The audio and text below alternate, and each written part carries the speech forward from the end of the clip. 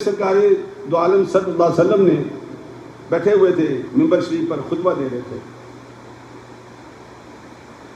حضرت امام حسن نے اور امام حسین نے دونوں نے سرخ دھاری دار قمیصیں پہنی ہوئی تھی. لمبے کرتے ہوتے تھے زمانے میں، یمن کی چادریں آتی تھی اس کے وہ کرتے بن جاتے تھے.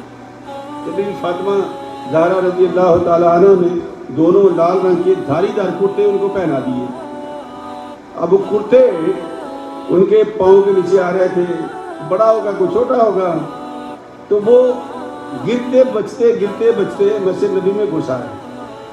سرکار ممبر پر بیٹھے ہوئے تھے. جب سرکار ممبر پر بیٹھے، سنے ہوئے باتیں نہیں ہے، تو سرکار ممبر سے نیچے اتر آئے. گفتگو کر رہے تھے، خطبہ دے رہے تھے.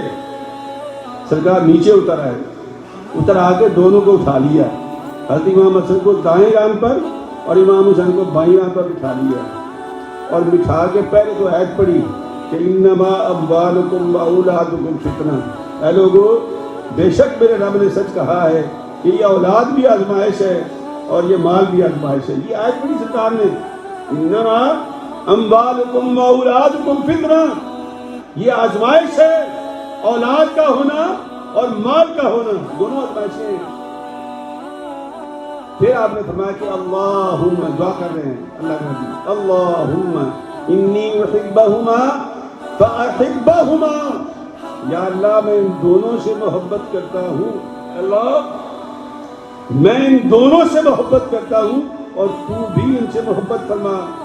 واحب من یحبہما، اور میرا جو امتی ان سے محبت کرے تو اسے بھی محبت فرما.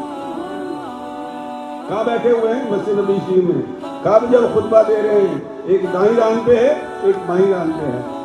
تو اللہ کے نبی دعا کر رہا ہے کہ یا اللہ میں ان سے یا اللہ میں محبت کرتا ہوں، تو بھی محبت فرما، اور جو ان سے محبت کرے تو ان سے بھی محبت فرما.